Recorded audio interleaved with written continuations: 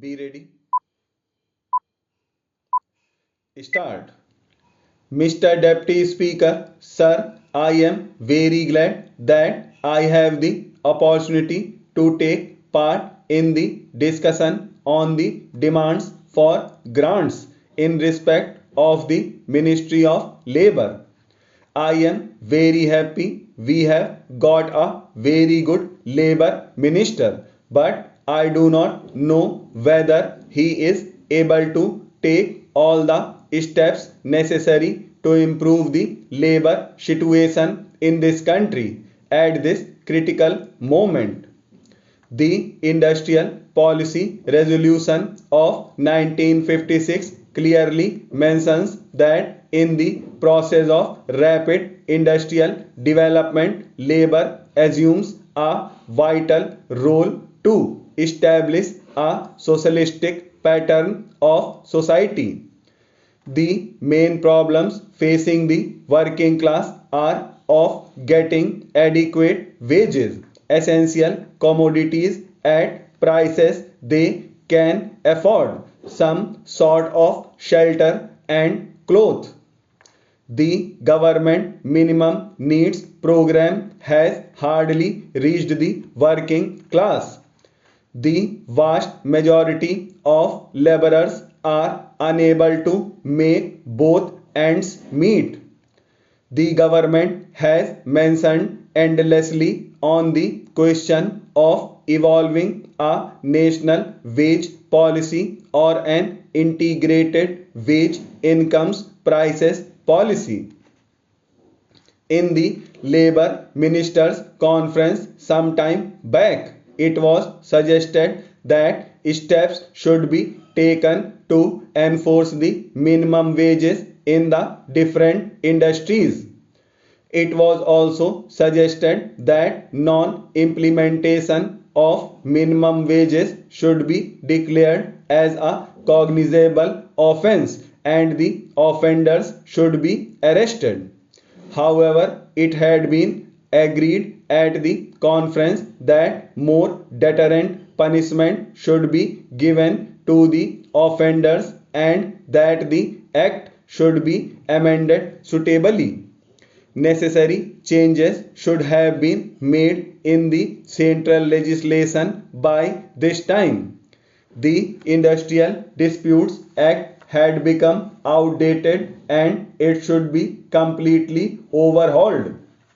It has been claimed that the emergency has brought discipline among laborers and the production has been increased.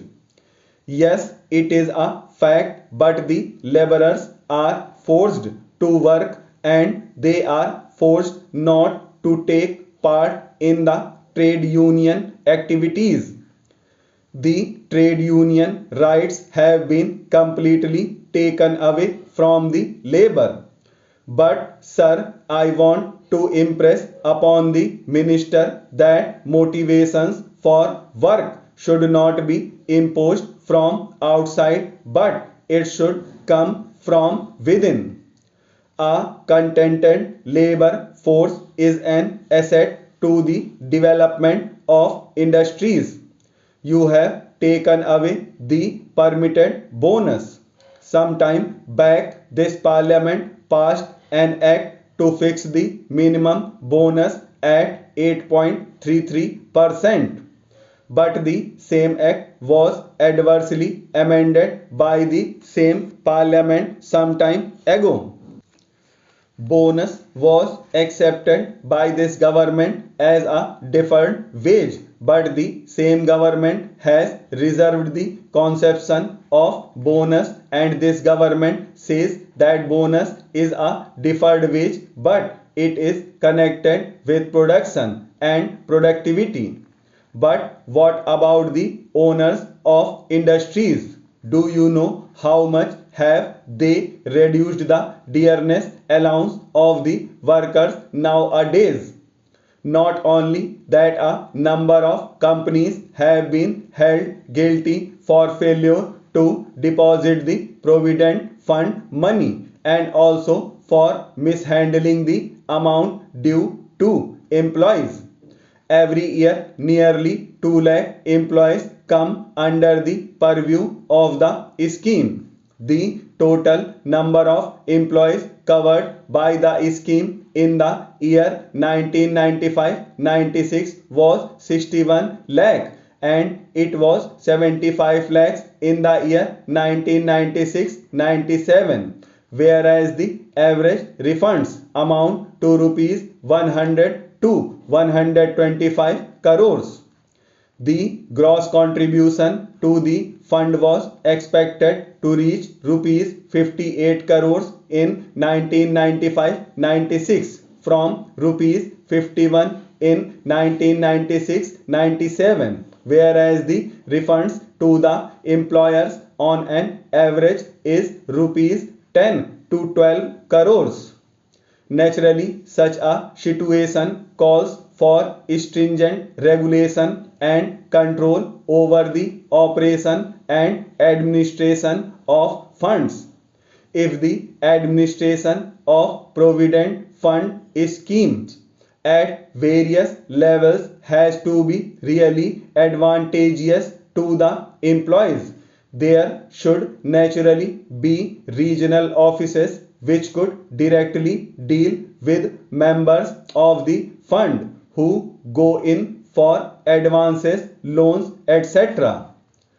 The present situation has offered an opportunity for the government to make necessary meaningful changes in a number of legislative measures which seek to protect and regulate the rights and working conditions of industrial workers and other employees.